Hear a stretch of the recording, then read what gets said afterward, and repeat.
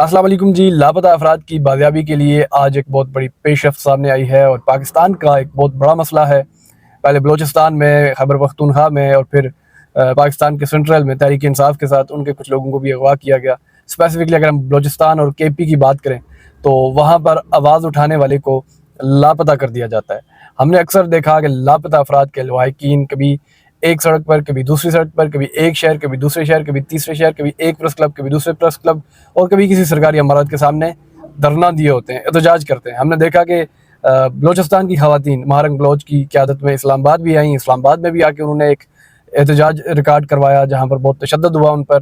تو یہ سلسلہ ایک عرصے سے چلا آ رہا ہے اور لواحقین کہتے ہیں کہ بھئی ہمارے لوگوں کو آپ بازیاب کریں، ان کے خلاف اگر کوئی کیس ہے تو انہیں عدالتوں میں لے کر آئیں اور ایک آئینی اور قانونی طریقے کے ساتھ آپ ان کے کیسز کو دیکھ سکتے ہیں۔ لیکن یوں لوگوں کو کہیں سے اٹھا کر لے کے چلے جانا، لاپتہ کر دینا ناانصافی ہے، اور اس حوالے سے ہم نے ہمیشہ پاکستان میں بڑے سارے احتجاج ہوتے دیکھے۔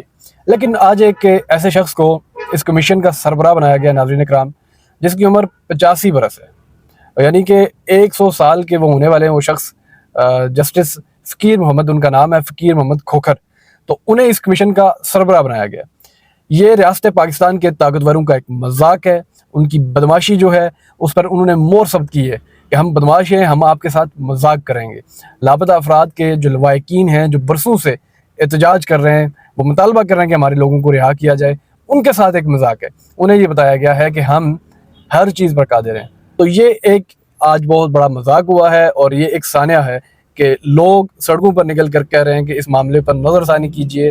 لیکن ابھی نظر ثانی یہ ہوئی ہے کہ کمیشن کا سربراہ ایک 85 سال کا بزرگ شخص تعینات کیا گیا ہے، جو شاید صحیح سے سن نہیں سکتے ہوں گے، بول نہیں سکتے ہوں گے، ان کی یادداشت نہیں ہوگی۔ تو بھائی سوال یہ پیدا ہوتا ہے کہ وہ کون سے لوگوں کو بازیاب کروائیں گے؟ اگر تو طاقتور اس معاملے میں سیریس ہوتے تو یقینی طور پر ایک ینگ اور ڈائنامک پرسنالٹی کو اس عہدے کے لیے منتخب کیا جاتا، لیکن ایک 85 سالہ شخص کو منتخب کیا گیا ہے کہ وہ اب لاپتہ افراد کو بازیاب کروائیں گے۔ تو بھائی جن لوگوں کے خاندان، جن لوگوں کے پیارے اس وقت لاپتہ ہیں، تو ان کے لیے خبر یہ ہے کہ پاکستانی ریاست کسی بھی صورت میں اس معاملے کو دیکھنے کو، سننے کو، پرکھنے کو تیار نہیں ہے۔ تو یہ ایک بہت بڑا ڈیزاسٹر ہے، اور سوچنے کی بات ہے کہ پاکستان کے مسائل کا حل یہ ہے، یعنی کہ اس ملک کو مسائل سے نکل کر ترقی کی طرف گامزن ہونا چاہیے۔ لیکن یہاں کی جو اشرافیہ اور کرتا دھرتا ہیں، وہ شاید یہ اس بات کا فیصلہ کر چکے ہیں کہ بھائی ہم نے کسی بھی صورت سدھرنا نہیں ہے اور اپنے معاملات سیدھے کیے رکھنا ہے، لیکن اس عوام کا، اس قوم کا، اس ملک کے لوگوں کا کوئی پرسان حال اس ملک کے اندر رہتے ہوئے نہیں ہوگا۔ تو یہ ایک بہت بڑی خبر تھی آج کی کہ ایک تقریباً 100 سالہ شخص کو لاپتہ کمیشن کا سربراہ بنا دیا گیا ہے۔ تو یقینی طور پر یہ بلوچستان کے لاپتہ افراد، کے پی کے لاپتہ افراد، اور اسی طرح سے جو سیاسی اسیران ہیں، ان کے لیے نہایت بری خبر ہے۔ اجازت دیں، اللہ نگہبان۔